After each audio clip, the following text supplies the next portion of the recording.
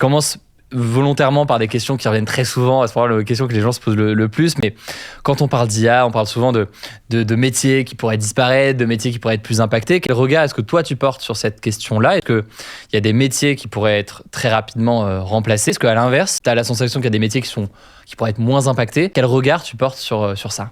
Je pense qu'effectivement, ce qu'on commence à observer, c'est que les métiers sont impactés dans la mesure où il faut que tout le monde adopte cette technologie. Je pense que la bonne analogie à prendre, c'est de se dire que c'est une révolution qui a la même ampleur que les smartphones en 2010, que Internet en 2000, que le personal computer dans les années 90.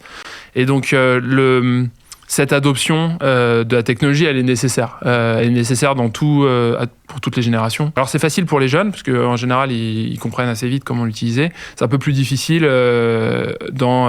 dans les gens qui ont étudié il y a 20 ans, parce qu'il faut se réentraîner. Mais on voit qu'il y a une vraie volonté. Donc il faut être payé pour autre chose. Et donc se concentrer sur les choses qui ont le plus de valeur ajoutée, qui ne sont pas remplaçables par la machine. Et en particulier, c'est les sujets c'est les sujets de contact humain, notamment côté commercial.